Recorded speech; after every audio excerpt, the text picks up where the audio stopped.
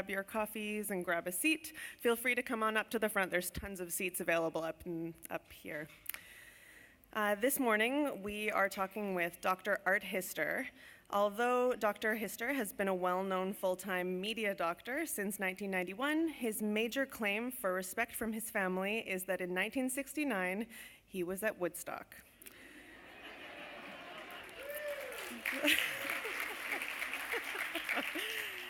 He was also the first full-time physician at the legendary Pine Free Clinic. Dr. Hister has been a health consultant to the BC government and currently serves as a consultant for several organizations, including the BC Alzheimer's Society and the Tapestry Foundation on issues affecting aging. His proudest achievement is his wonderful family, especially his wife, Phyllis Simon, and his 2 grandchildren. He's going to be presenting to us a presentation called Yes You Can, Simple Steps to a Longer, Healthier, Happier Life. Please welcome Art Hister. Thank you, Erin. I used to have a ponytail. Can you believe it? Yeah, times were different. My kids don't believe it, not for a second. They think I'm bullshitting, but yeah, I was there. It's a great pleasure to be here and a great honor to have been asked to speak at this event. I can't tell you how touched I am that you thought highly enough of me to ask me to come here. The only problem is I'm under unbelievable pressure for a Jewish male. They've given me 40 minutes. I can't introduce myself in 40 minutes, and I have to go through these bloody slides in that time. So I'm going to talk a lot faster than I usually do. I talk usually very, very fast. This is going to be even faster. If there's anything you want to know about any of the slides afterwards, email me, come up to me. I'm going to be hanging around for a couple of hours. I'll be happy to go through them, give you more information about them, or if you have any questions. I'm going to tell you a couple of things about me before we get going. I always tell my audiences this because it's really important. You're looking up at me now. I can see the look in your eyes. Yes, I am much taller on television. The other thing is that, you know what you never get on TV? You know what? I've been on TV for 30 years now. They never say that I'm an MD. I'm a medical doctor. Have you noticed that? It's Dr. Art Hister. I could be a chiropractor, for Christ's sake. You know, I could be anything, naturopath. I'm a doctor. And you know what? It comes home to me. I got 2 incidents to tell you about why that's important, because not everybody understands that. My old friend, Shell Buzzy, yeah, everybody knows Shell, right? He's a legend in his own mind, Mr. Shell. He had asked me to do a series of home shows with him across Western Canada. You know, I wanted to call it Shingles and Shingles, but he had no idea what we were talking about.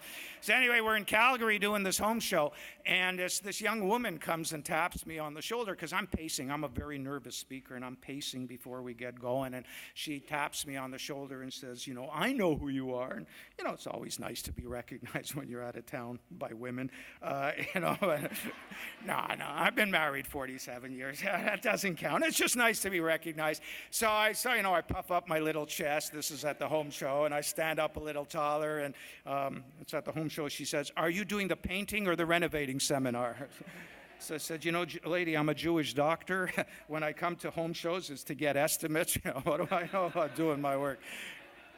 And then, honestly, this happened about a year later. I'm standing in line at my favorite health food store, Starbucks, for one of my daily health food drinks, my double cappuccino, of which I have 5 a day. And there's this young black dude. He's a really hip-looking guy. He's staring at me, and, you know, I think he thinks we're long-lost brothers or something. I don't know. Anyway, finally taps me on the shoulder. He says, man, I know you. And I said, oh, that's great. You know, another fan. He said, you play that doctor on television. I said, yeah, I do, you know. And I said, am I good? He said, man, you're awesome. And I said, well, you know, I spend a lot of time in my trailer memorizing illnesses, you know. It's not so hard. I'll tell you one other thing. I'm going to tell you this quickly, even though I don't have time, but you should know this about me because I am very nervous in my presentations. I'm a very nervous speaker. I pace a lot before I do these events. I have 11 gigs this month, 9 next month, and each one of them is going to terrify me and scare me until it's over. And the reason for that is because if you do as many as I do, you never know when you're going to hit what I call the audience from hell, right? They don't respond to anything. It happened to me about 5 years ago in Moose Jaw. Anybody here from Moose Jaw? Leave. Oh, leave, okay. It was awful. They didn't give a shit what anything I was talking about. It was the longest hour of my life.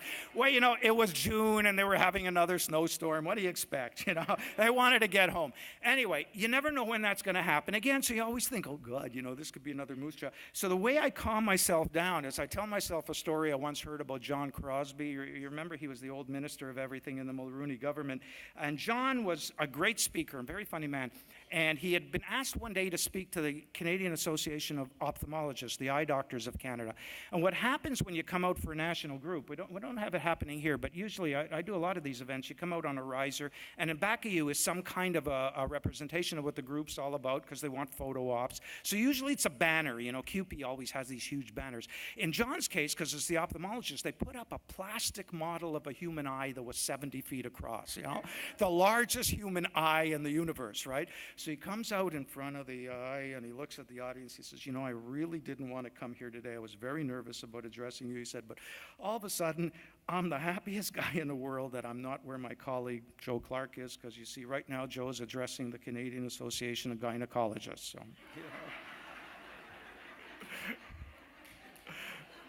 So, no matter how bad the audience is, there's someplace else you could have been that was worse, so, Anyway, okay, I'm out of my time. Any questions? Okay, let's go. I've got a lot of material for you today, and I'm gonna give you the political perspective. Oh shit, yeah.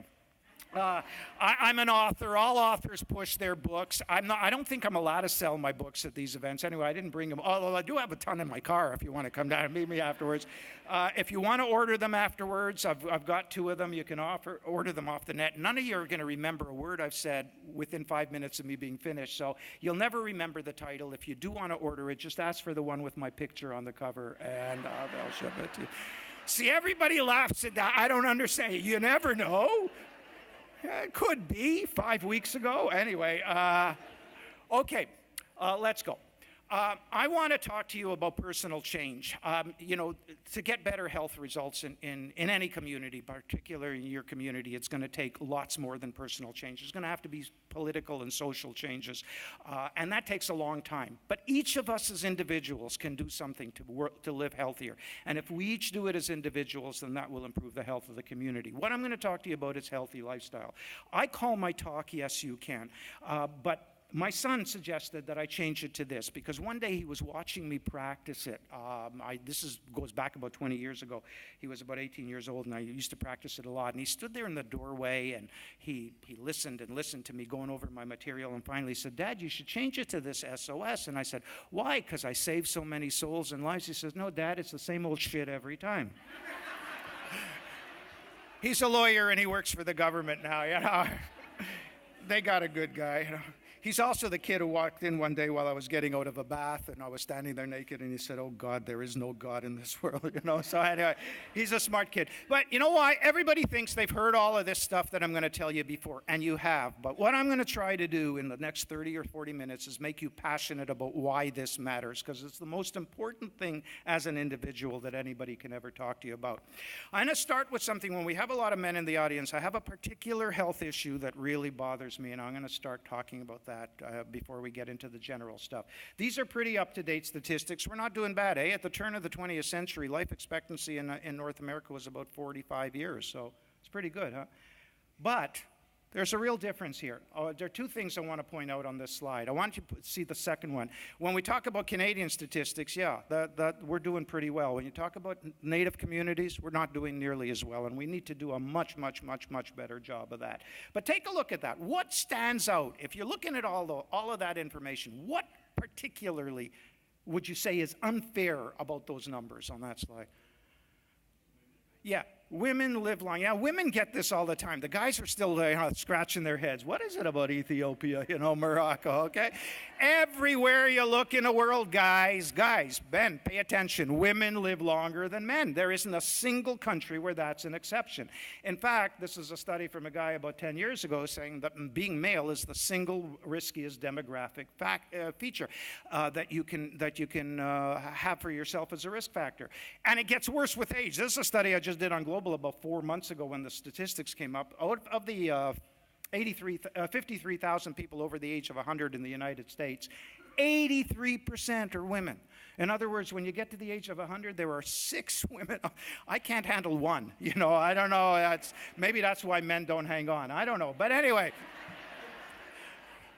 But it is a real issue, okay? No, I'm serious. I want serious answers. Why do women live longer than men? This says, I know what you're going through, dear. I keep burying my husband. They keep digging him up. Why do women live longer than men? Serious answers. You go to the doctor, take better care of yourself. This is, okay, you don't need to, you guys can leave. That's the rest of my presentation, okay. I'm going to tell you that, we don't really know, but there's lots of different theories. I was giving this talk to, actually here at the Hyatt, to the huge ballroom, 1,500 guys from all over the country, one of those men's animal groups, Elks or something like that. And at the back, when I put this up, why do women live longer than men? This guy's hand came up. He said, Dr. Hister, the reason women live longer than men is because they don't marry women. I said, well, maybe that's true in Ontario where you come from, sir. Out here, that's not the case. Anyway, and there was another one. This goes back a few years ago. I was doing this in Surrey, and the oldest couple in the world was sitting in front of me. You know how you can tell when old people hate each other's guts? They hated each other. They were together purely through spite. As soon as I put this up, why do women live longer than men? Her hand shot up. She said, we deserve to. Can't argue with that. Okay, but this is a serious health issue. I tell some jokes, but I really want you to understand there's serious message behind this. Women live longer than men for a number of reasons. One of the theories is that there are differences in hormones. And it's true. We generally say that estrogen is a protective hormone and men don't have much estrogen. I like to look at it the other way around. I think testosterone is a particularly problematic hormone. And I'll put you up a non-medical opinion as to why that's so.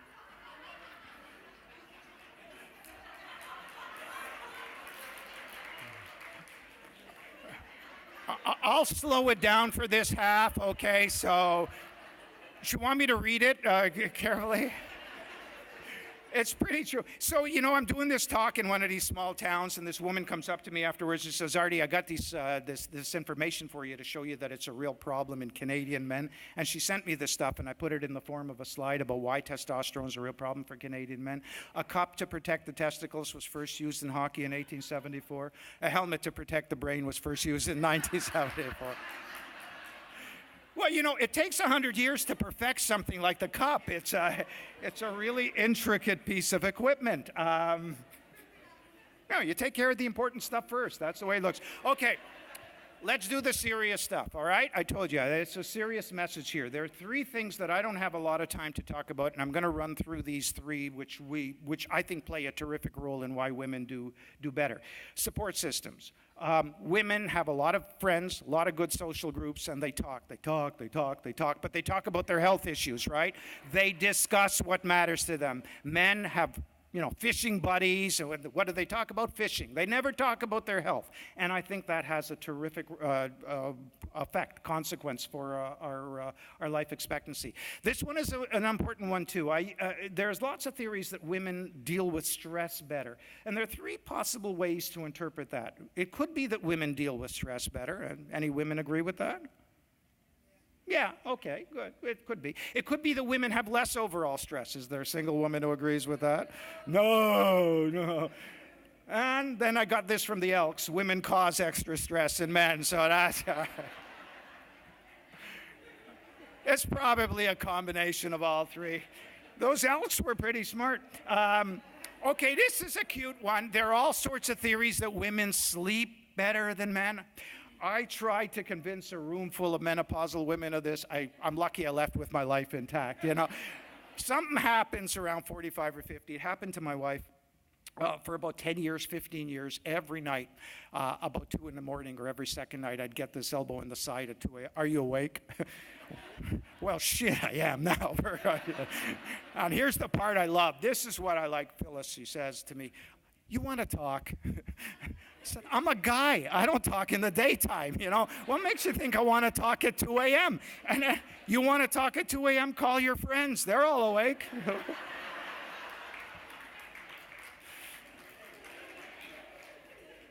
Okay. All right.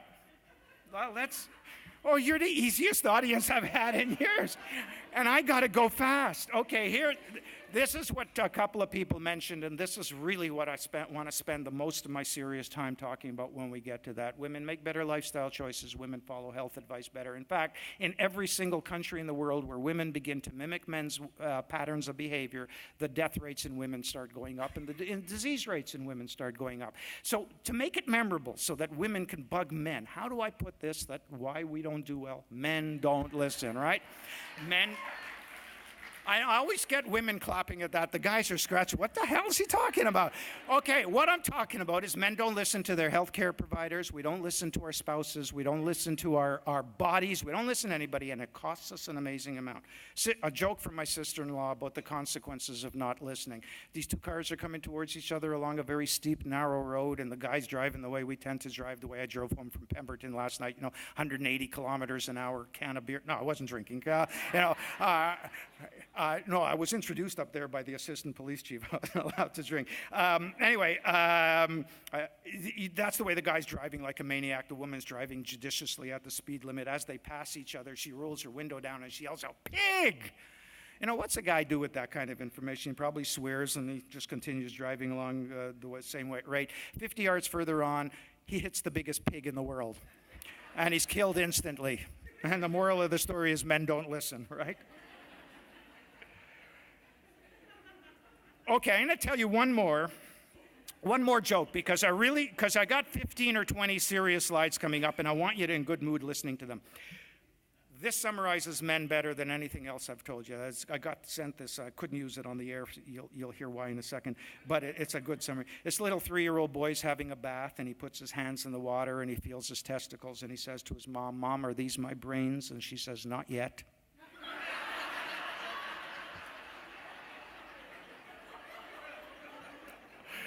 So there you go, okay? Now remember, you're in a good mood and you're going to have to pay attention to some really serious stuff because my job is to make you feel that you need to do something about your health. Okay, we're living longer than ever. Take a look at this really depressing slide. This is a study from a guy called Olshansky. Was published in the New England Journal of Medicine.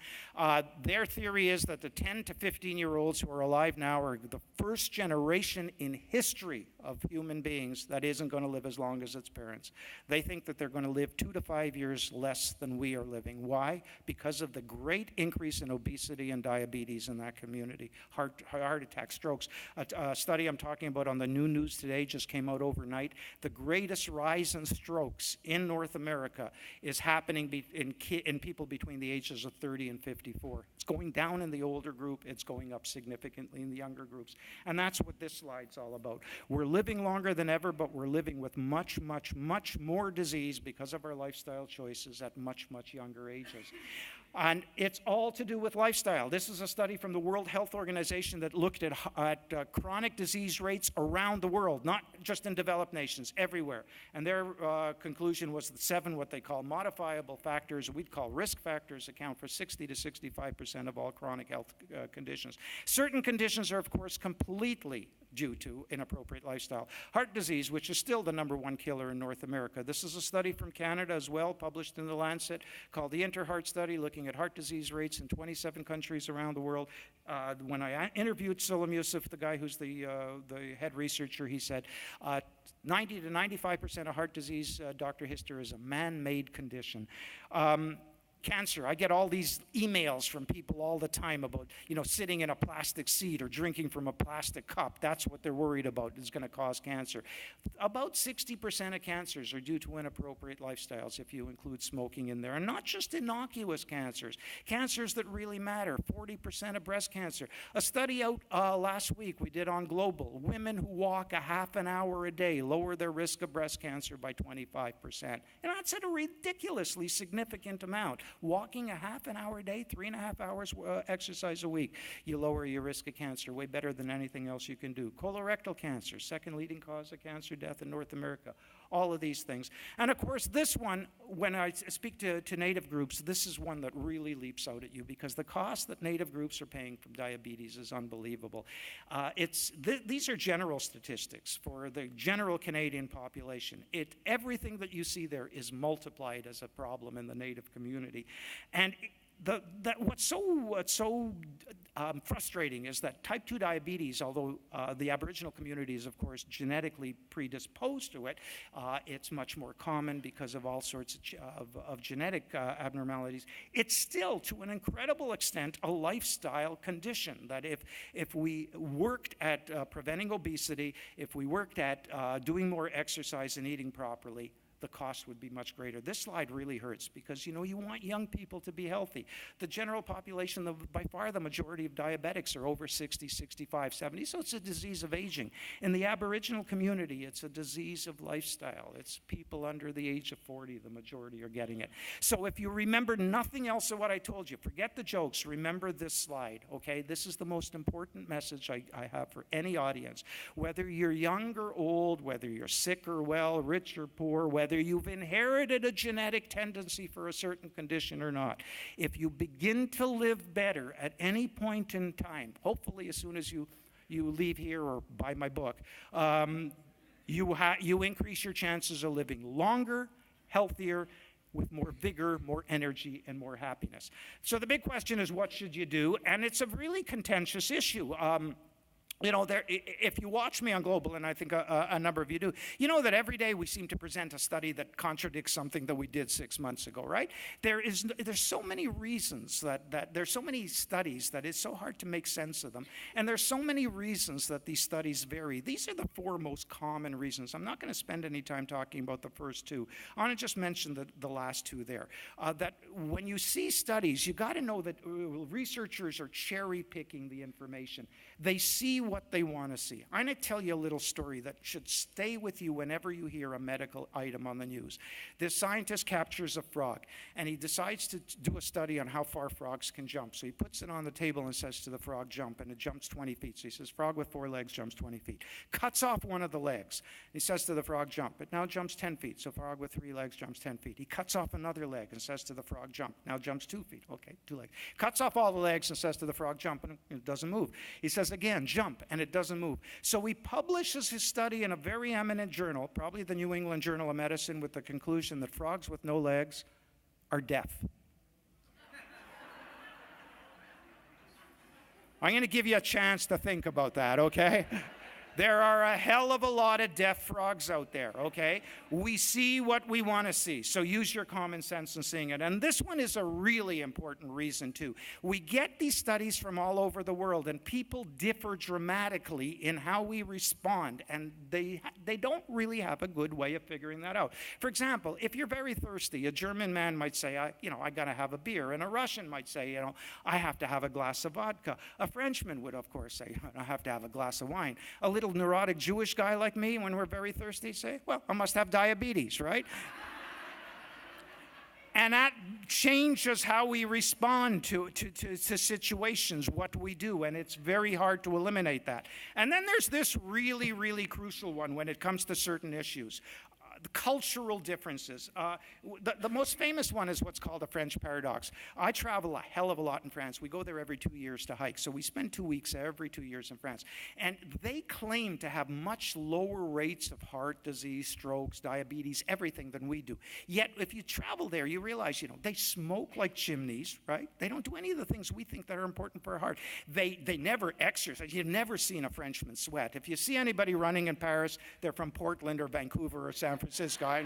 They're not French. And then the way they eat, it's all butter and fat. I once made the mistake of asking our B&B owner where I could get a low-fat meal. We were in the south of France. He said, go to London. And he was right. So what's the explanation for the French paradox? We like to have simple explanations. So people have come up with an explanation for why this is so. What do they blame it on? Well, I'll show you. Everybody thinks it's the wine, right? The French wine, that explains all the differences. Can you see that? That's a French army knife. Okay, you don't like it. All right, I'll go on to the next. Well, this one you like. How we see that? This, I'm talking about cultural differences and how we do this. We're only supposed to drink 1 to 2 glasses of wine a day. So,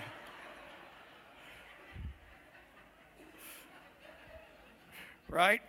So I want you to understand that. That's the background to what I'm about to tell you.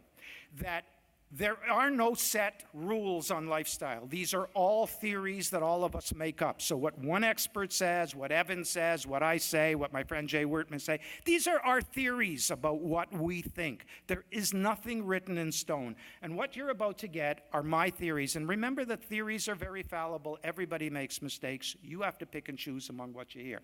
Okay, the background here is very simple. I haven't practiced for 20-something years. All I've done is spent my time on a computer in front of reading the internet studies. I'm probably the most well-read doctor in Canada, certainly, and probably in the world. I don't have a life, but that's what I enjoy doing, okay? I really like it. I know there isn't a lifestyle study that I haven't seen. So after 25 years, I had to put everything in a slide. What do I know that makes a difference to people? I came up with this, okay? Don't smoke. Exercise, eat a good diet, minimize your stress, maintain a healthy weight, get enough sleep. You know what's so frustrating? Every time I put this up, I want to shoot myself because I know that any grandmother who didn't waste her life in the last 25 years in front of the computer would have come up with this in 10 seconds. Every one of you, if I asked you to list 5 or 7 things that matter, would have come up with these things. Yet we ignore them. What we are looking for are magic solutions. Some berry that some tribe in South America eats and never gets hemorrhoids, and that's going to be the key to long life, okay? It doesn't work. Nothing works as well as this. It's hard work. It's not easy. It's not something you can just take in the form of a pill, but this is what matters. You don't have to do all of them. And they matter in different order to different people. I have to get up at 6 o'clock every morning. I hate it. I'm not getting enough sleep. I use far too many sleeping pills on the nights when I'm tense. It's not good, and I should be working on my sleep. For other people, it's what they eat. It's what they do. These are the 7 things if you're going to focus on everything. How much do you gain if you do that? This is a study called the Epic Norfolk study from the UK. Remember, this is in Britain, right? When they're talking about being active in Britain, they don't mean these are marathon runners. These are people who didn't fall down on the way to the pub, okay? And they gave them 1 point for each healthy factor in their life. There was a 14-year difference in life expectancy and middle age between the people who were doing everything right and the people who were doing none of it. 14-year difference. I mean, that's amazing. That's an amazing difference. It's not that simple, but it's in that range. This is the one that I really want you to understand, because I'm much more interested in living well than in living long. If you're going to live 25 years with a stroke, I'm not sure that's such a great thing. It's much more important to prevent a stroke in the first place. So this is a study from Germany, middle-aged people. Forget the last one. I don't worry about weight. I never talk very much about weight. I'm talking about not smoking, exercising, having a good diet. Those people who are doing that lowered their risk of any chronic disease by 80%. Type 2 diabetes virtually eliminated. Heart attack rate down 80%. Stroke rate down 50%. Cancer rate down nearly 40%. It's not magic. Common sense. And it works. Are those the only things that matter? Of course not. You watch me on TV, you know that I really am a buoyant person. I like to have positive thoughts every day, so I think you have to wake up thinking good things will happen. I think some days are better than others. Lately, this has been making me feel a lot better.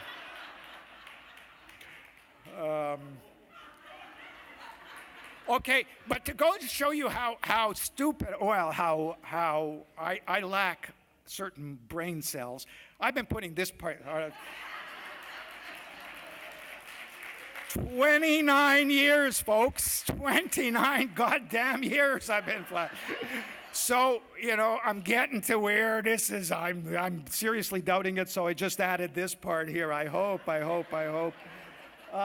Oh yeah, here's another one. The reason I added this slide is I was just down in San Diego on the weekend doing a talk and it had to do with relationships, so I had to look up some stuff about marriage, and it's unbelievably important, particularly for men. I have no idea what women gain out of marriage.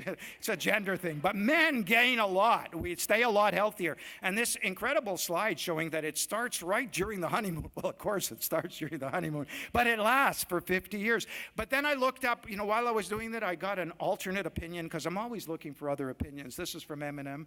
He says, I believe in same-sex marriage. Everyone should have an equal chance of misery, right? So, you It doesn't work for everybody. Okay, and if there's one thing that sets me apart from all my colleagues and peers, it's this. I'm very famous for this. Coffee is a health drink, water is shit. I can put up about 15 or 20 reasons that you should drink coffee. I'm going to go through it very quickly because I'm running out of time. Trust me, these are all true. You'll live longer.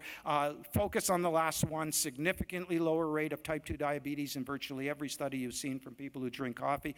But of course, there's coffee and there's coffee, so just remember that, it depends on the kind of coffee you drink. What else do we have here? Okay, yeah, I added this again because I was at this relationship, young people. Everybody's into anti-aging these days, right? None of it works. You know what? The only anti-aging effective therapy is death. You want to stop aging, die. It's going to work, okay? But if you just want to look younger, here's a tactic. I tell everybody I'm 87 years old. They tell me, shit, you look terrific, right? That's all you got to do. So, all right. You guys, I'm taking you all with me. Why weren't you in Moose Jaw? Okay, let's talk about a couple of really important things because I have to rush through these. If exercise were a pill, everybody would be taking dozens of them every day. This is what the exercise physiologists push. You all know this, frequency, intensity. This is called Think Fit. I think you should think of exercise this way. Hang on, there's a reason. It's because as we age, what's one of the biggest health threats to us as we're getting older? Falling. And how do we correct falling? We improve our balance and we build up our muscles. Even those of us with no muscle, even those of us who have no muscles, you lose 1% of your muscle tissue every year over the age of 40. You don't want to slow that down. You slow it down by living a healthy lifestyle. It's going to increase decrease your chances of falling. I just have to, again, rush through this. Simple fitness tips. Unfortunately, this is the kind of world we live in. 32 shoppers stranded for 6 hours when the escalator broke down to the local mall, right? Yeah, it doesn't have to be like that. Just do more. This is from Georgina, the guru of the fitness movement. All you really need to do to become fit is to live in a 2-story house and have a very poor memory, right? Just do more day to day. On balance, because this really does matter to me. I'm becoming one of these delegates for seniors. I'm supposed to be working with the government on senior issues. It's really important to be able to improve our balance. This one, if you're going to do it, you have to do it under very safe circumstances the first time. So do it when you're in a small space where you can't fall over. Brush your teeth standing on one leg. You'd be amazed at how hard it is if you're picking the leg that you're not comfortable with. I'm much more comfortable on my right side than my left, and I'm in great aerobic shape, but I still don't have great balance. But that's not the hard part. This is the hard part, and this is why you need support. Do it with your eyes closed. And I can't do this for more than 3 or 5 seconds. Kids will do it till you tell them the game's over, okay? That's how much your balance is gone. Okay, but I'm doing this talk in a small town. I get this email 5 days later, really pissed off lady.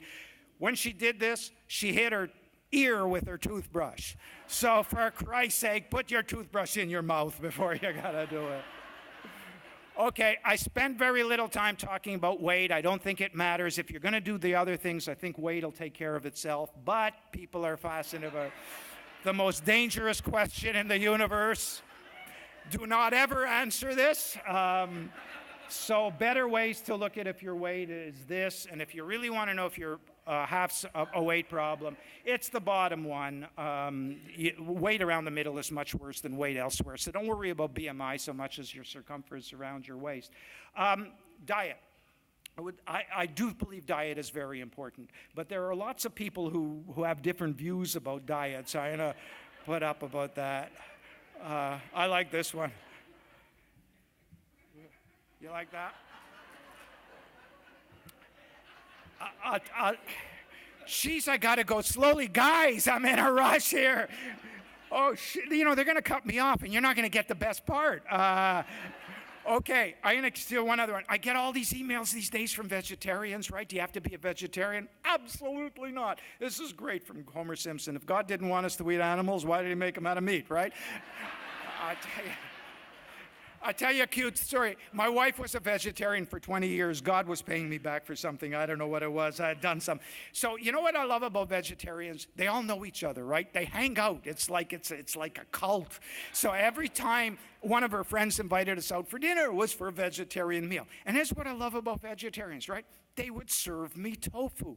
And they would all look over the table earnestly and say, Artie, it tastes just like chicken. Well, shit, they're vegetarians. How do they know what chicken tastes like? And it doesn't. Okay, so is there a best way to eat? Yeah, it's got this name, a Mediterranean diet, which I think is a terrible name because basically we should actually focus on ethnic diets. That'd probably be a better word. Most ethnic communities, when you go back to how they used to eat very healthy diets because they didn't rely on packaged foods and processed foods. We like labels, so we've got this Mediterranean diet label. But there are 23 countries on the border of the Mediterranean. They all hate each other. They all eat somewhat differently. But if you had to put it together, you'd probably come up with this. They eat lots of veggies. They particularly eat lots of healthy oils. They do not avoid oils. Breast cancer rate in Italy, for example, is significantly lower than in other countries, and I think it's partly to do with how much olive oil they use. They eat a lot of beans, which is why the windows are always open in Spain and France. But that's sort of what the diet is. But it's my idea of a Mediterranean diet. I told you we all have our theories. So remember, wine is a fruit. But more important, coffee is a bean, okay? And so is chocolate. So, all right. Actually, I'm getting to the end of this. You're happy to know. Are you guaranteed any better health, any longer life if you follow some of the rules that I've told you? And the answer is no, of course not. This is from Red Fox. Health nuts are going to feel very silly one day lying in hospital dying of nothing, right? You know, it's because bad things happen to good people. I love this from Johnny Carson. Life isn't fair. If life were fair, Elvis would still be alive and all the impersonators would be dead, right? Life isn't fair. So no matter what happens, this is your future. This is my future, folks, right? Here's where we're ending up. No matter how much tofu you eat, no matter how much you run, this is where you're going to be. However, if you listen to some of the stuff that I told you, you make some of those changes, you put this day off as long as possible, you live with more vigor, more energy, and most important, you telescope those chronic diseases that we think are inevitable if you live long enough into a much shorter period of time. You don't have to have a stroke at 50. If you're going to get it, if you get it at 90, it's not quite the same thing as if you spend 40 years dealing with a stroke. I urge you all to go out and do your own research, but remember to use your common sense. It's something that our communities have lost complete track. Nobody uses common sense anymore. But I want you to know, the only people who use common sense are the elderly. This is a true story. It happened in Texas. A senior called the cops to tell him there were intruders in his house. The cops, as usual, said, no one's available to come over. So he hung up. This is Texas. He calls back in 2 minutes, says, don't worry, I shot them all. Okay. 5 minutes later, 3 cop cars come roaring up to the guy's door, and the head cop says, so where are the bodies, sir? And the senior says, there are no bodies. And the head cop says, I thought you said you shot them all. And the senior says, I thought you said no one was available. Just plain old common sense. Tons of emails from people who think that a little bit of something is good. A little bit of antioxidant is good. Great, I'm going to go swimming in an antioxidant pool. That's going to be better for me. Bullshit, everything in moderation, okay? Everything. This is a great story from Groucho Marx about moderation. A radio show guest told Groucho on his radio show that he had 10 kids. So Groucho says, well, why do you have so many kids? And the guest says, because I love my wife, Groucho. And Groucho says, well, I love my cigar too, but I take it out of my mouth once in a while. Moderation, folks. Oh, I'm going to tell, I'm going to write Moose Jaw and tell him you enjoyed this, and maybe I'll invite me back. What else? The only reason I put this up is we live in a culture that demands second and third opinions, like my mom. She's 92 years old. Every time I tell her something, she says, Arthur, that's very nice. I'm going to get a second opinion. I said, Ma, I'm not trying to kill you, which isn't true, actually. But, anyway, here, I heard this when I was 5 years old. It tells you the value of most second opinions, okay? This guy goes to his doctor for physical. The doctor comes out, says, George, I'm afraid you're too fat. Too fat, says George, I want a second opinion. Fine, says the doctor, you're ugly too.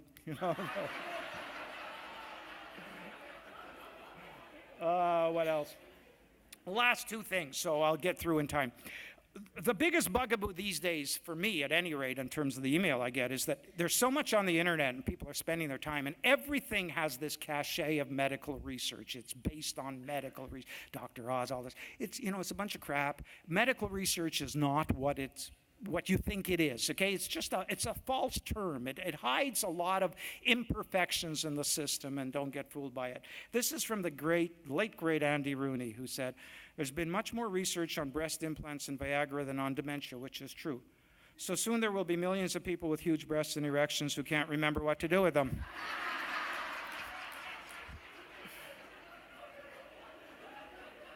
That's the value of most medical research. I got one more for you because you're so easy. If I had one main message to sell, it would be that we spend way too much of our time worrying about things that we can't control very well. We live in a stress-filled culture. I'm no different than you. We don't know how to relax. So over the years, I've solicited suggestions from my audiences about techniques, strategies they use to relax. These are the 5 that come up the most. This cute one is the one at the end, the sex, because I get that from younger audiences when I talk to groups of young adults. They always tell me, well, Artie, we have sex and that relaxes me. And I say, boy, are you backing the wrong horse? For stress relief, because something happens as you get older with sex. So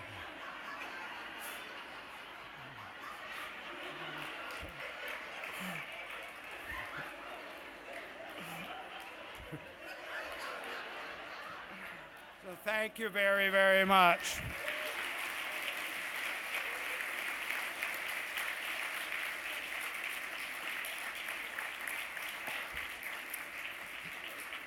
Thank you. Thank you. Thank you very, very much. I'm going to be hanging around. I think I've run out of time. So anybody who wants to argue with me or give me your opinions, that's fine. Meet you at the coffee, okay?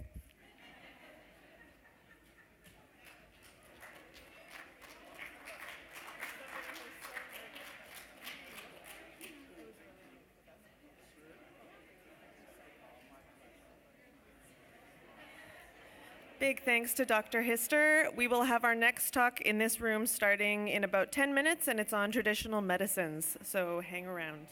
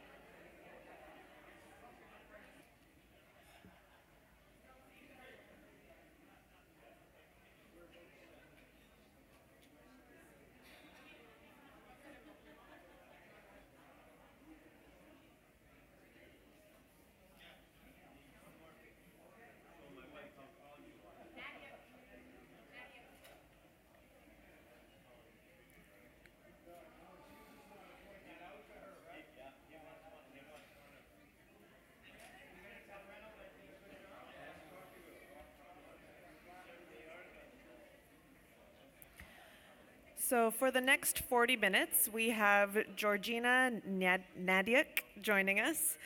Georgina was born in Vancouver and is descendant from a long matriarchal line of plant medicine women of the Tsimshian Nation.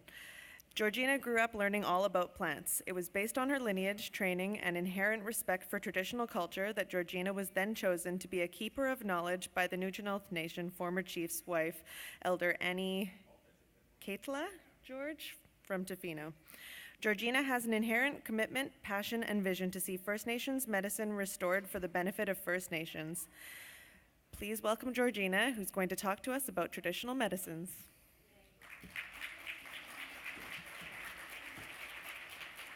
Thank you. No problem. This is the Thank you. Hi.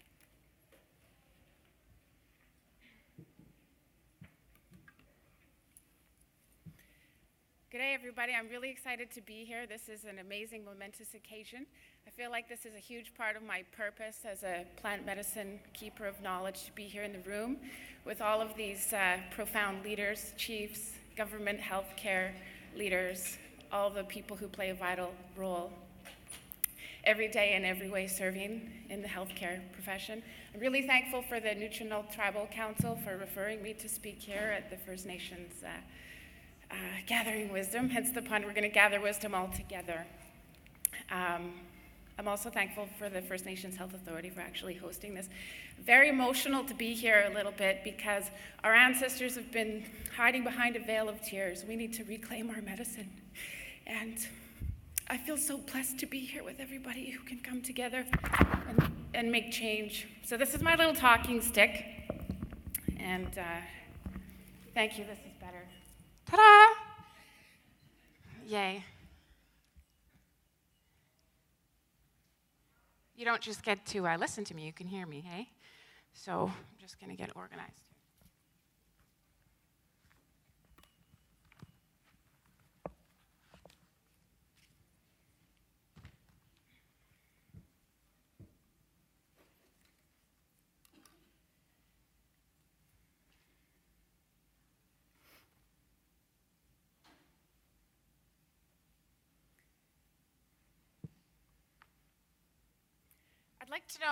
I'd like to know who here believes that all of our medicine knowledge has been lost. I keep hearing that all the time. I keep hearing it from elders. I hear it from traditional healers. Everybody raise their hand. I hear it from Chinese medical practitioners, naturopathic practitioners. I hear it from all the children who want our medicine gifts reclaimed. I'm here today to tell you that that's not true. And my goal here is to prove to you that all this medicine is here, it's around us everywhere, and we just need to tap into it in order to reclaim it. There's amazing cancer curatives. I'm very blessed.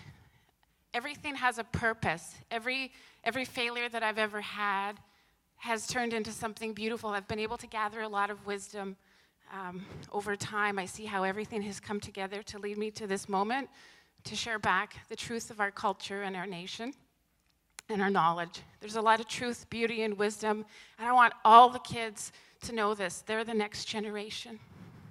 We're the 7th generation right now.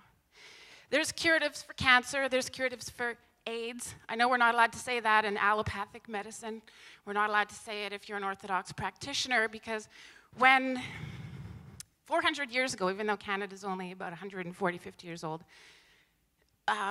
when allopathic medicine was introduced into our culture, they didn't really understand a whole lot about plants. They had to prove it through biochemistry and science. So curatives became a word that no one was really allowed to use. And there's safety purposes for that, and I appreciate that. Allopathic medicine serves amazing purpose every day in every way, and I think it's really important to merge together in a collective circle and work holistically. And so I definitely honor the knowledge of all people who work in the healthcare profession. Who here knows how to make any of the formulas? It's not just you do? I'm really glad to have you here today. It's beautiful. There's treatments for tuberculosis. Tuberculosis is one of the major,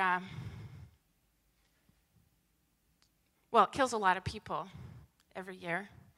Malaria actually is the #1 cause of death in the world as well.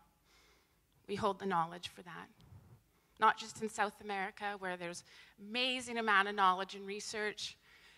We have it here, not just from the Hnatiuk Nation. We have it everywhere. No nation has to be dependent on another nation. It's overwhelming, actually. I'm so happy to be here today.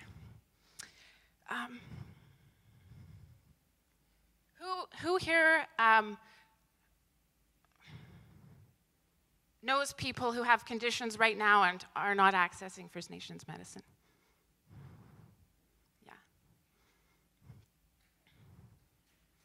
Who here believes that all the keepers of knowledge should not share our medicine and only treat traditionally and orally? very surprised that I don't see a lot of hands because that's how I was taught.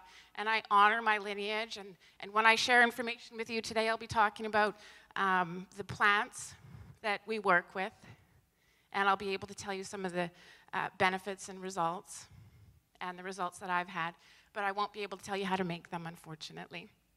I reserve that for the nation and honor the tradition for intellectual property. But there are actually alternatives. We have an amazing ability to come together and reclaim our knowledge. It's been 10 years. I've been researching. I've spoke with ethnobotanists, scientists. I've spoke with practitioners. I've spoke with elders. I've spoke with chiefs. And some of the information that I learned was really astounding. And I'll just get started.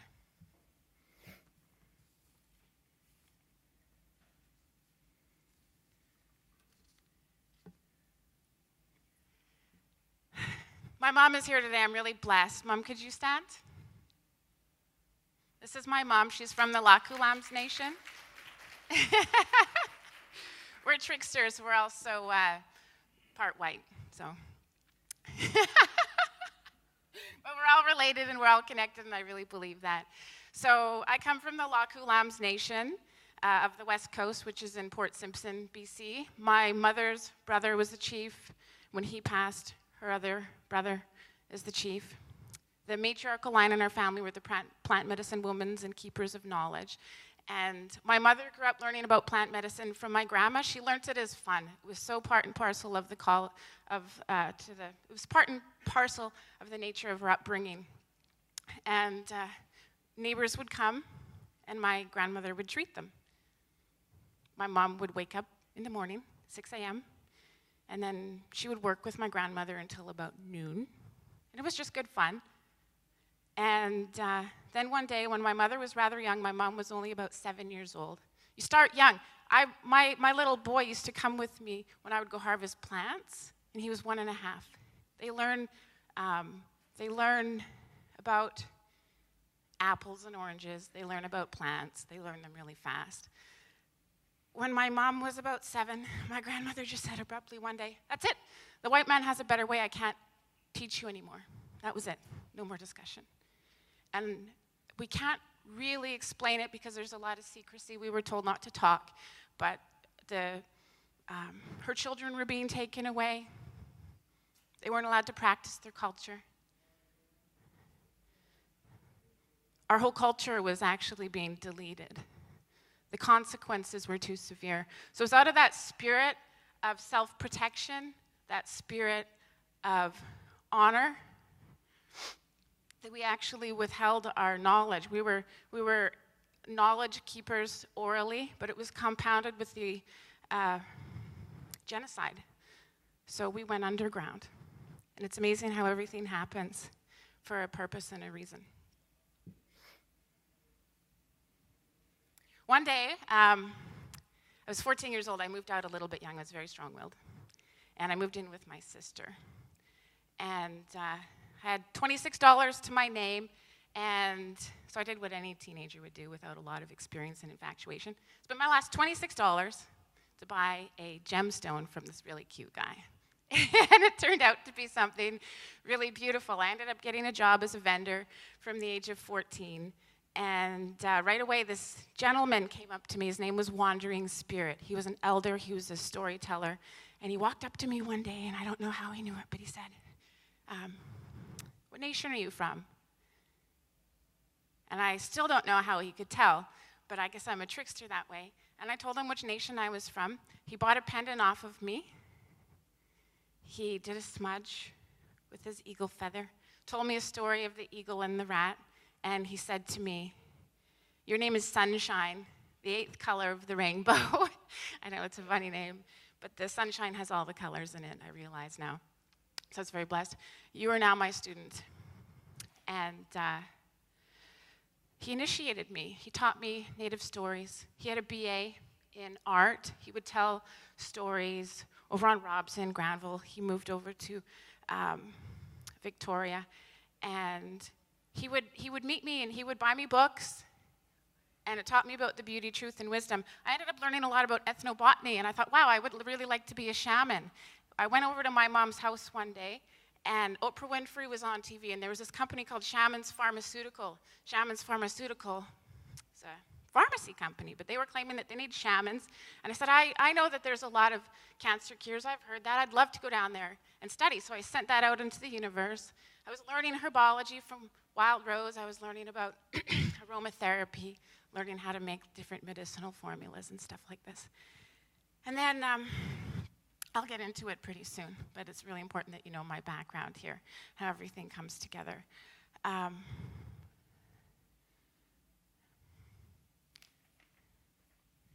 I also said that I wanted to have a healing center, right? So what I ended up doing was I became a traveler of love rather than a traveler of the world, and I moved to Tofino, and I had my first son. I was actually very fortunate. I ended up opening up a healing center there with my husband, who was an acupuncturist and a massage therapist, and we hired doctors of Chinese medicine, we hired naturopaths, and we did this for 7 years. I was diagnosed with cancer, and I said, what am I going to do? There was no alternatives, even with the Chinese practitioners that we knew of, at least within our location. And I was overwhelmed. I had 3 months until I could go for my laser surgery, and I didn't know what to do. I was overwhelmed. I couldn't sleep. And it's amazing how the ancestors call upon other people and bring them into our lives. Suddenly one day, this elder Annie George came in. She's from the Ahousaht Nation.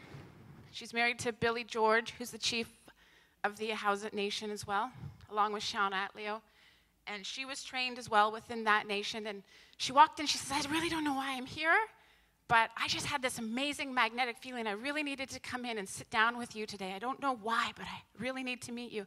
We chatted, and we had the most amazing connection.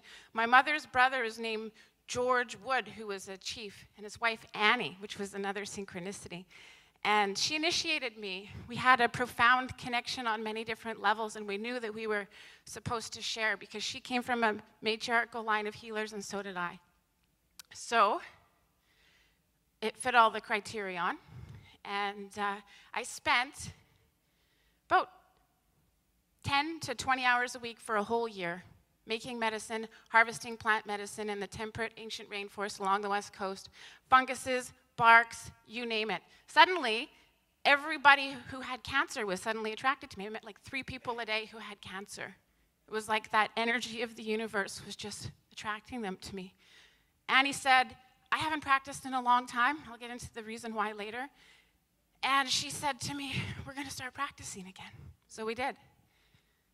I was harvesting different types of funguses and barks. I was making so much of it, I didn't actually, I couldn't keep up. It took a long time. And it was removing me from my family. I wasn't getting paid because traditionally you're not allowed to get paid. You used to trade as a form of getting paid. Now you need a trade in order to get paid. But I still did it because I knew that that was my sole purpose and my sole urge to see the good remanifest. I know that's the dream of our ancestors. That's the dream that we all share. So I did, and the results were amazing. There were people on their deathbeds who were in the hospital, and within 2 weeks they were out walking around, like little kids all giddy, waving at me from their car, having to stop and thank me. There were people who had blood counts of 1, and if it went to 0, you would pass. Within 2 weeks, their blood counts were up to 5 or 8. The unfortunate thing is that there's also predictable obstacles.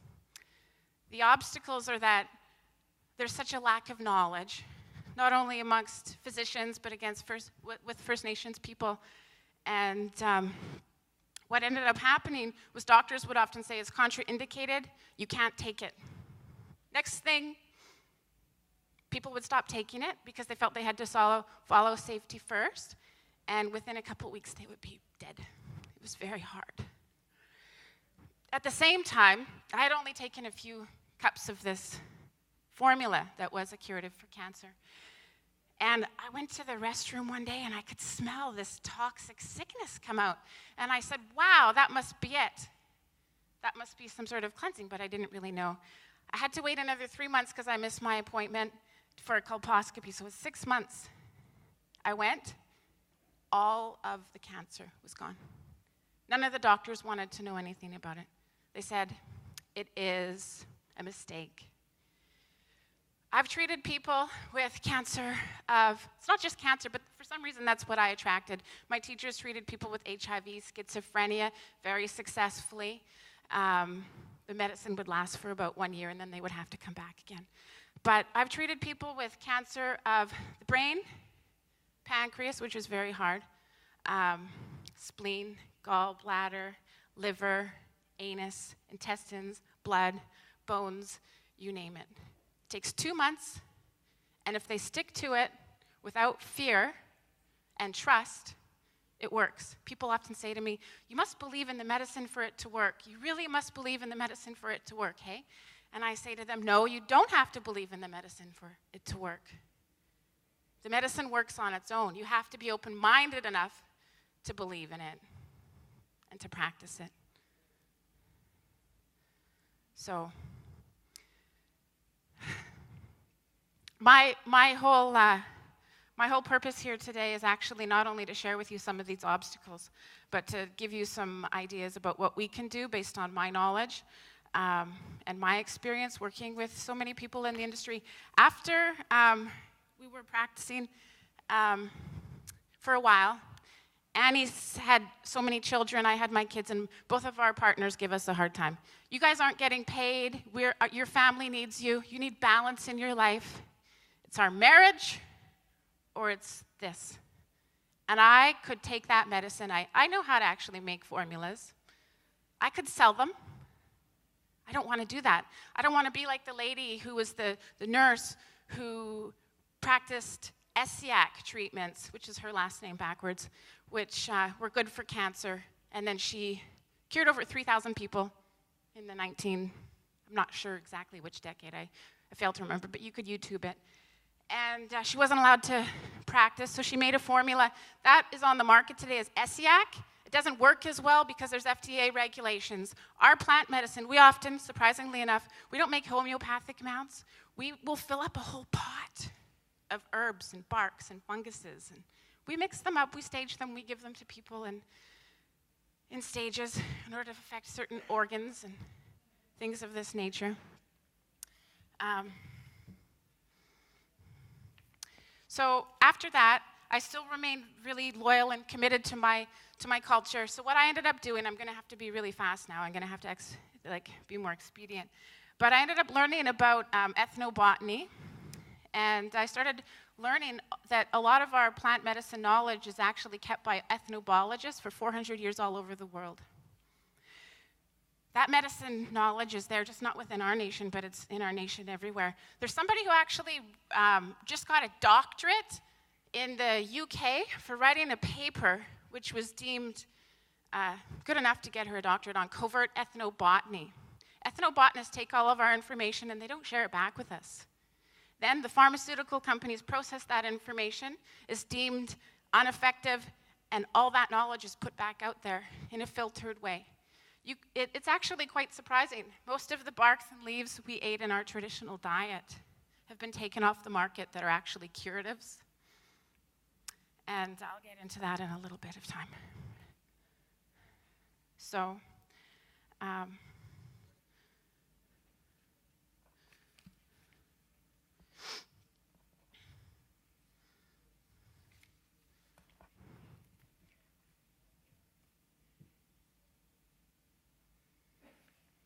covered a lot of ground here.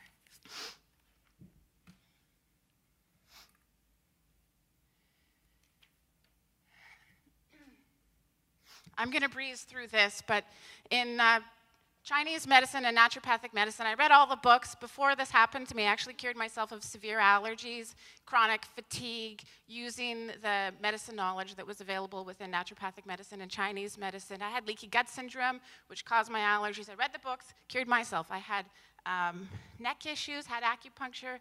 I've done a lot. It was kind of like being in an apprenticeship.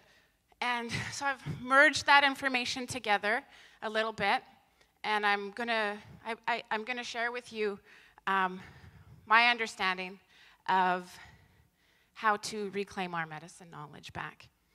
So the diet that we normally had, an average family would actually store about 500 pounds of nuts. They would eat that as a main staple, not wheat and things of this nature, which actually promote obesity and allergies and candida. They had like cottonwood, bark. They would make breads and things of that nature. It was really high in omega-3s. They had a diet that actually promoted the balance of your pH level. A lot of the greens and bitters and roots, very grounding. They promote the balancing of your mitochondria. They're very cleansing. They're 4 times more nutritious. It's been proven by a lot of people, and an indigenous diet is extremely preventative.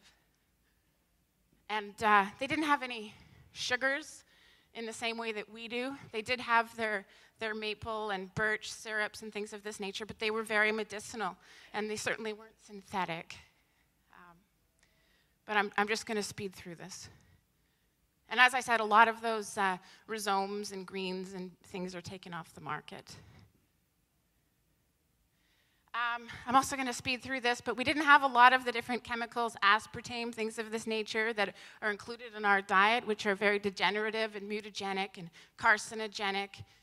And we didn't have excessive wheats. We had a lot of fruits. We ate seasonally. We had lots of anti-inflammatory foods, right? Disease is born in inflammation, in environments in your body where there's inflammation, right? I'm going to speed through this. I'll get into that later. But that was the traditional diet, and I may post these online on a blog or something of this nature if I gain the permission and endorsement of First Nations people. I'm working on writing a book. I do believe that we need to self-fund. I do believe that we need to come together, and I don't own this knowledge. The Hnatiuk Nation gave me this knowledge. This knowledge belongs to First Nations people, and we all need to come together to create a movement in order to reclaim our medicine gifts. And I feel that I know how to do that, and I want to share that with you and ask for everyone to help. So this is, I'll just share with you, I wrote a long list of the ones just that are from the West Coast, but as I said earlier, every different nation, every different bioregion actually has plants that are medicinal. And I've learned that. I've been able to cross-reference information as I've gone through books. 400 years ago, a lot of eclectic physicians were brought in who could claim that they were like botanists. Native people gave them a lot of information, right? And I've been able to access a lot of that information as well. So I'm going to tell you about certain plants that you'll read that will, you'll if you talk to someone about them, they'll say, oh, they're going to kill you. You can't do that. That information is remanufactured everywhere. It's not true. Certain ones do, perhaps. That's true, right? But I will tell you that when people say that our medicine is lost, every single plant has been, in North America, researched by naturopathic doctors and Chinese medicine doctors. All of our plant medicine knowledge. Actually, it's quite interesting because naturopathic medicine was regulated in 1930. It was born from witnessing indigenous people's practice and also the pagan German practitioners who practiced herbology in Europe. So they merged these two understandings together, and naturopathic medicine was born. Someone actually was in the same position we were, where they were told, oh, you can't do this, this isn't orthodox medicine. So they opened up a healing center. There were results. They opened up 20 healing centers. Then they self-regulated. They've claimed that medicine. Chinese medicine, you'll be amazed. Everyone knows about Chinese medicine. It's regulated here in Canada. It was only regulated in 1999 in Hong Kong. Today, it's one of the leading practices in the world. All of our plants are everywhere. We can access that knowledge from our elders who bring it to life because they know how to apply this information and re-verify it through scientists in other countries. 10 minutes? Okay, I can do this. So I'll be really quick. So anyways, yoga as well was an oral tradition and was only brought to North America in the 1960s. Now it's one of the biggest movements of our times. And the Himalayas as well has new culture where they're supporting the paradigm shift and they're promoting only organic foods, holistic culture. They're said, you know, to be one of the happiest cultures. Harvard has endorsed them on that level, saying they're one of the happiest cultures. So the yew, the Taxus ubrifolia, is one of the plants that we use all the time. It's a curative as well for cancer. We only have 300 trees left in BC. Over 750,000 pounds of it was harvested by the NCI, it's the Cancer Institute. They'll tell you that it takes 200 trees to cure one person, and that's why it's so expensive. They claim that it's only for 2 types of cancer. 300 trees are left. One tree can cure 20 people, minimum. There's different types of funguses. Ginseng, everyone thinks ginseng is from like China. In the 1600s, I think it's 1636, there was a settler here, and he noticed that ginseng was actually used by the First Nations people. So he sent it up the St. Lawrence. It went into England and was actually sent into India and then to China. It's an adaptogen. Our Devil's Club is an adaptogen as well. It helps all of your glands, organs rebalance, your entire system. It's amazing. There's a lot more research that I'd like to share, but I'm just going to quickly go through this. Huckleberry is something that's really good for cancer. My teacher treated someone with cancer. It would be, not cancer, schizophrenia, and she would come back every year in order to resume another month of treatment. Crabapple bark is also really good, known for diabetes. Dogwood, malaria, cancer. Super sumac, I call it, same thing. There's anti-poison medicines. There's medicines for almost anything, actually. And we can prove that. But I'm just going to speed through some of these. Wild rose for the heart, Oregon grape, kinnikinnick. Lichens are really amazing. People are told all the time that they're actually very toxic. They're not regulated, but they're as well really good for cancer, tuberculosis, any type of like degenerative immune system challenge or degenerative disease or virus as well. Ganoderma fungus and chaga funguses are also really amazing. They're natural antibiotics. Antibiotics were born from First Nations people. They grew on their oak trees as well. They would allow them to create mold and use them, but they don't kill any of the good bacteria, just the negative bacteria. But I'm just going to speed through some of these. We all know like Labrador tea, Seneca for cleansing, willow bark and things of this nature, and birch as well, really good for like pain relief. Solomon seal, really good for your broken bones, radical fast healing. If you have any type of bruise, you can put it on. All the different trees like spruce, hemlock, cedar, walnut, maple, they ate these leaves. They didn't always eat every part of every tree, but they were included in their diet on a medicinal level. I'll just speed through here because I can't cover it all right now. But a lot of foods like horsetail and dandelion, and they were also included in their diet all the time. The sea algae they ate all the time as a superfood. Their high-protein diet, really good for low birth weight and helping your system get all of the nutrients that it needs on every single level. And then everything for the common colds and ulcers, anti-inflammatory conditions, things of this nature. Sheep sorrel is what they use in the SCIAC. It's also a cancer curative. There's actually about 20 at least different treatments for cancer, AIDS, HIV, tuberculosis, malaria, all of these things, the biggest ones that are affecting our culture and all cultures around the world. But I'll just skim through here. And also we have our stimulants. I don't do shamanism. I do plant medicine. There's a big difference between shamanism and plant medicine people.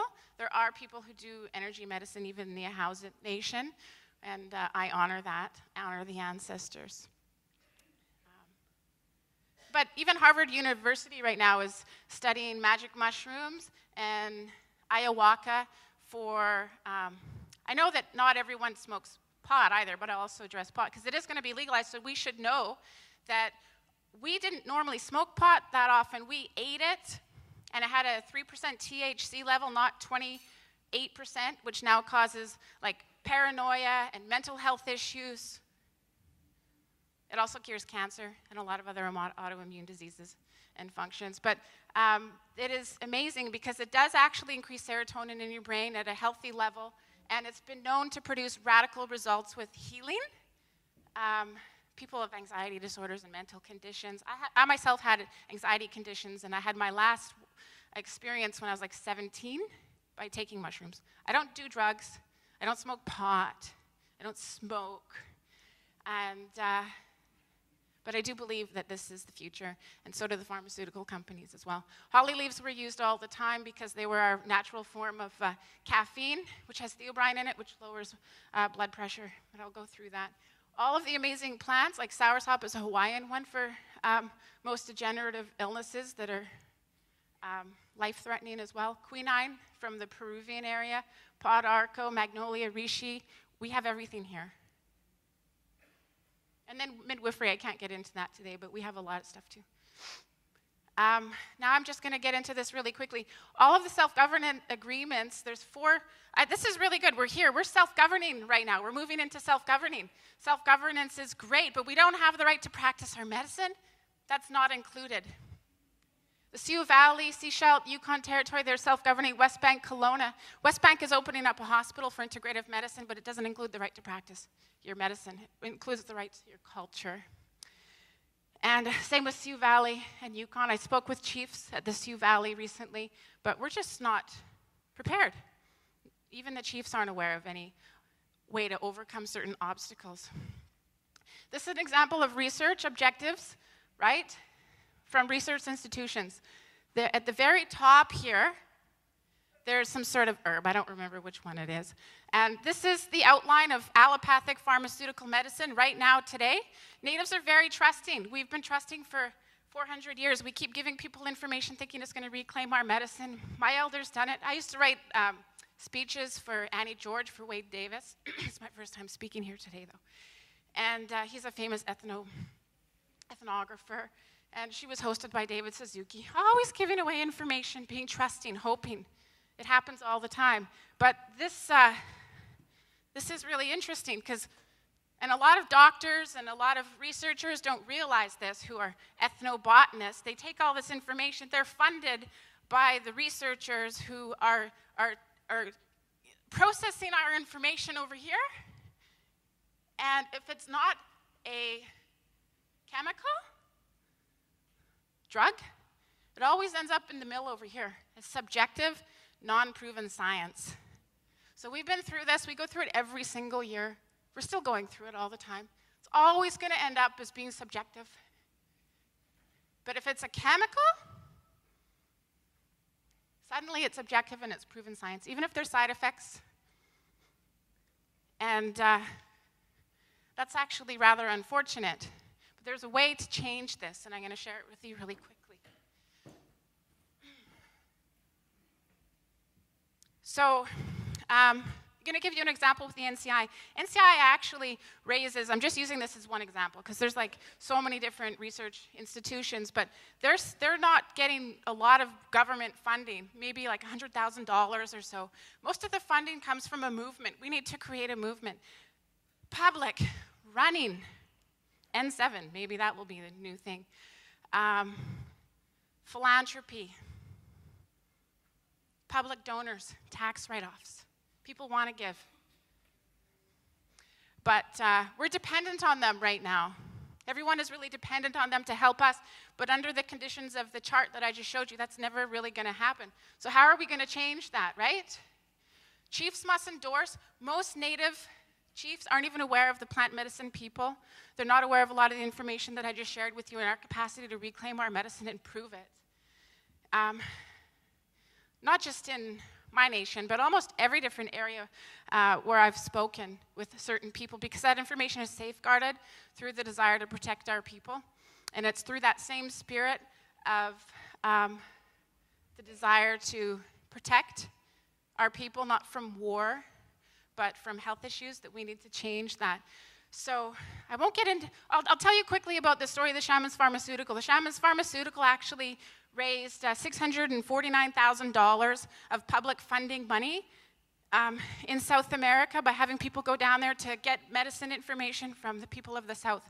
They gave back just $8,000 to those people. All of their forests were being cut down. The only thing that they've produced to date is a chronic diarrhea medicine for AIDS. We have those. Super sumac, dogwood, just to name a couple. It's all here. Now there's, the Kelowna, they're recommending alternative treatments, really good. What can we do, right? Now, this is what we can do. We need to self-fund. The Universal Declaration of Human Rights says Native people have the right to access medicine. They don't have the right to practice their medicine, right? The Convention on Biological Diversity, you've all heard of maybe the Hnatiuk Accord. People are working right now, it's really exciting times, it's a really beautiful thing, on actually taking a benefit from every chemical that's being produced, because our information has been stolen, and it has been verified by certain key people. Not pharmaceutical companies, of course, but patent companies are actually working to make change in relationship with the Convention on Biological Diversity. But that still doesn't give us our right to practice our medicine culture. The BC Transformative Change Accord is beautiful. It's a 10-year plan, 2 more years, we're going to be self-governing. This is amazing. There's so many people on the inside right now who are working to self-govern. We have the right to vote. Our vote counts. Every voice counts. And same with the tripartite agreement. This is beautiful. I'm very fortunate to be here with you today. And this platform gave me the opportunity to talk to all of you. So I honor all of you who are here, and I honor the First Nations Authority for doing that. Talking so fast, I'm getting out of breath almost. But I'll go into this. Idle no more is a movement of our times now. I live in Winnipeg right now. I see it everywhere in the paper, every way and every day. People are coming together, but they're protecting biodiversity, land, water. There's nothing on there for our medicine culture right now, yet. And the CIHR as well, they're a research institute. We're working with them right now. Actually, they've signed on to one of the only organizations in the world that support the regulation, just like Chinese medicine, of plant medicine knowledge. They believe that First Nations people have the right to practice their own medicine. They believe that that is the future. They see it with Chinese medicine, just to name a few. And, but right now, we're not doing that yet. But we're working together, and that's the only way to make it work. It's really exciting. They've signed on with them, and this is the vision.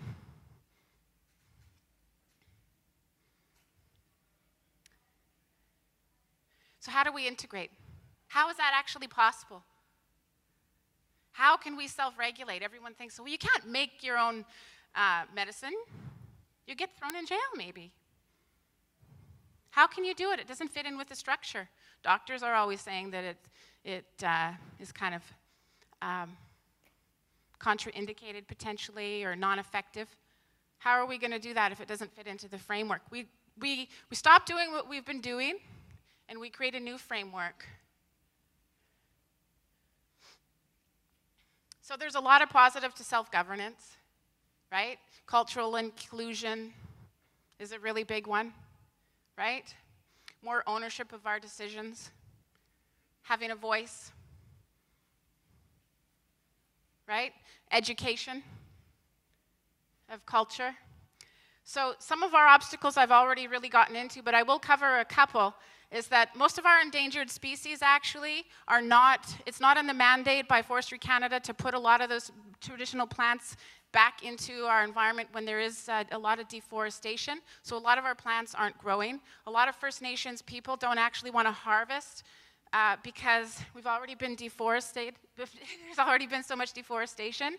But there are ways to change these. A lot of our funguses actually in the wild are sent to China to be used in their medicine. We're not accessing it enough ourselves. But there's actually a way to change a lot of these things. We need to find opportunities for people right now to start involving themselves in ethno-agriculture, which is a really big thing. Ethno-agriculture, farming, right? We can do it in a traditional way. We used to have a population of 60 million people before colonialism. Now we're at less than 800,000, right? But we used to actually do farming in highly populated areas. So we need to actually honor tradition and transform it in a modern way. We need to enable access to food medicines in creative ways by gaining insight from elders and community members. We need to get our young people involved. I can't do it on my own. Everybody has to do it. Everyone actually has to work together to enable our medicine production. We can have like wineries. We can have people come through and harvest medicine and learn how to harvest it in a safe way, right? We can do it through the FDA. We can do it through Health Canada if we self-regulate. And we need to heal our own, and we can save money. We can switch the paradigm shift. We can switch the paradigm shift. Right now, the average Canadian makes $39,000 a year. The average Canadian spends $4,500 just on health care. We can switch that dynamic. We can be preventative. We can get our own people actually participating, not only through economic infrastructure, but we can start having our healing centers, we can start observing, we can start self-funding, we can self-regulate. And I'll finally cover our self-regulation. Self-regulation is actually legal. It is legal. A couple of examples of self-regulation practices. There's different modalities. I just covered a few. Optometry, chiropractics, Chinese medicine, and naturopathy. And it's quite interesting. You must be able to prove the effectiveness of your medicine, which we can. You must be able to prove, I'm not going to read it, I'll just say, but you must be able to prove the effectiveness of your medicine, which we can. You don't have to be able to prove it through allopathic or orthodox medicine, but you do have to be able to prove that it is safe through anecdotal evidence and other empirical information storehoused by other cultures that share our knowledge, naturopathic medicine, Chinese medicine, etc. We need to be able to prove that there's a health concern, right? Maybe there could be a contraindication. That's true, right? We can own that. And we need to be able to prove that, that there's a collective body of information, right, that comes from us. It comes from us. I just shared a little bit with you here today, but there's hundreds, thousands of bits of information. We can compile it all together and bring it life. I'm starting to write about it. I can't just do it on my own.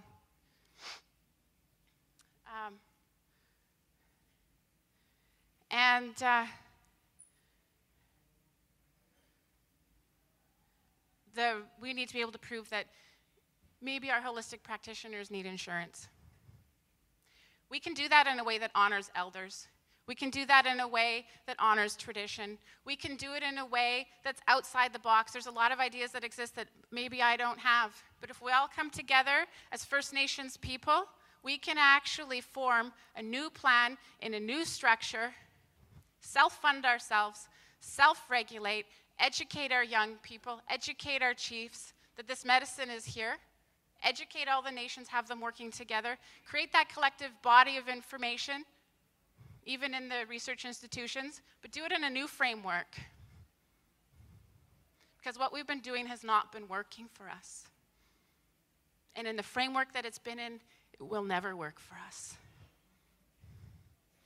So we have the power to change that. Now is an exciting time. We're ready, we're capable, we're prepared, we have that knowledge, we own that knowledge. It's sacred, it's beautiful, and it works. We can change the world. We have to do it together. I'm here today to talk to chiefs. I'm here today to talk to elders. I'm here today to talk to Health Canada, the Health Authority, and every single one of you health workers who are here, Go back to your communities, start talking, start engaging people. Tell your medicine people about this. We need dialogue. We need a lot of dialogue. This is possible. I believe it, and I hope that by listening to me today, you've been able to see that. It's beautiful. Thankful for the Health Authority for enabling me to speak here today. And thank you to Geraldine for referring me from the Tribal Council. Thank you.